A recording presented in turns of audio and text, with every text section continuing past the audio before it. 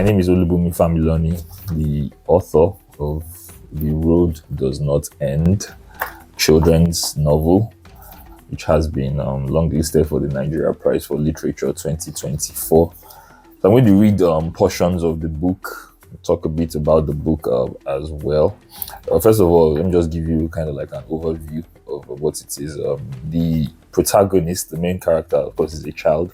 So the story is told from his point of view. Yeah, he's also the narrator. Yeah, so it's told from his point of view. It's a first-person narration. His name is Real One, and so suddenly, out of nowhere, that's like a very sudden thing. He just finds himself with no parents, and also not sure what has happened to his parents until, of course, very far into the story, as into the book.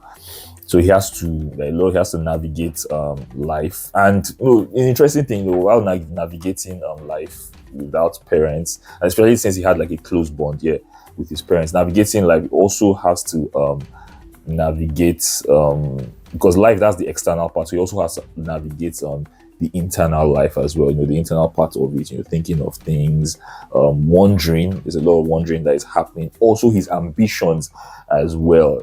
Always wanted an education. You kept about that. Then at some point, those ambitions changed. That's the interesting thing about it. He got to a point where it was almost kind of like a crossroads, just I was talking about a while ago. So he felt that, what, I've been taking this road. I think I'm going to turn right now and try to become a musician. I won't tell you the rest. So that's just give you that overview. And also, there's some other interesting characters that were also revolving around him as well, while he was trying to navigate those internal and external forces as well in the very, very tough streets of a city in Nigeria, a nameless city in Nigeria. So I'm going to read, like I said, two portions. I'll start from the first chapter, read part of it, and then get into another part, give you the background for the other part that I'm going to read. So like I said, the story starts where he comes back and finds that his parents are gone. They're missing. So chapter 1. When I came back from school that day, the sitting room was filled with people and silence. The type of silence that was sullen and had something in it. I had never seen this many people in our small sitting room before. 1, 2, 3, 4, 5, 6, 7. One of the women looked at me and burst into tears that started like laughter. Another one, Mommy Waris, stood up, wham, grabbed me by the arm and pulled me to the kitchen as if I was under arrest. In the kitchen, she shut the door and pushed me onto the stool. Wait here, she said, and went back out before I could ask her anything. Where's Mommy me and Daddy me? Why are they not out there with all those many people there? Why are there so many people out there? Why was that woman crying? Why? I started hearing voices from the sitting room, talking small. It was as if their words were ants, and they were too far away for them to crawl into my ears. So I put one ear on the door, and I could hear the ants better. I heard bodies, hospital, fire, Allah's will, Alpha, the boy. The words were not joining together, and my ear was tired. Somebody opened the door on my ear, and I fell onto Mommy Waris' stomach. She pushed me back into the kitchen and shut the door behind her. So, I stopped there so that you wonder what else happened and if he got the news at that point. But I'm going to go deeper into the book now, page 121, chapter 11.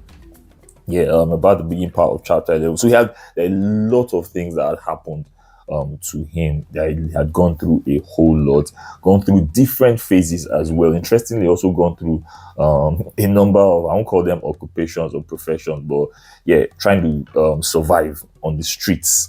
He had done different things, some illegal, some legal crimes, and things like that. And then he got to this point where this guy, Saka Pepe, as the guy's name, had rescued him, in quote, and he was now living okay. So I'm giving you some kind of background to the part that I'm going to read now. So some of the friends that he had made at that time, one of his best friend was Moshood. And then because when this Saka Pepe guy saved him and Moshood had separated. He didn't know what happened to him. This guy took him and then began to care for him, put him in a school and all of that. So the portion I'm going to read, he's already in that school, a very good school that the man Saka Pepe had put him in. So I'm reading now. As soon as the bell sounded for closing time that afternoon, I did not wait for Pepe. I went out of the school. The gate man tried to stop me, but I told him that my uncle was not coming to pick me today and had asked me to come home myself. I did not like that I was going back to telling lies. The man let me go reluctantly, and I was the only pupil coming out of the school on foot. I did not know where I was going. I just followed the route Pepe's car took every day and hoped that I would run into the boy on the busy main road and ask him everything I wanted to ask him. Then I would find my way home. I hoped that Pepe would understand and he wouldn't be too angry. I was sure that he would understand since he knew what it felt like to have somebody close to you die like that at a young age. I had been lost in my thoughts and it now seemed as if I had also lost my way. I looked around. These surroundings were unfamiliar. I couldn't remember Pepe's car going through this way. I kept walking, hoping that I would find something that looked familiar. It felt as if I had been walking for days. My feet were killing me. I hadn't walked that much in a long time. I soon came out onto a main road that looked familiar, but it was not our route home. Then I saw the bridge and realized why it looked so familiar. It was Congo's territory. So I'll just stop it there. Another part that leaves you with some kind of suspense. So you wonder who is Congo, what's his territory about, why is there so much some kind of like doom that is waiting there. So yeah, that's the portions I'm going to read about from The Road Does Not End.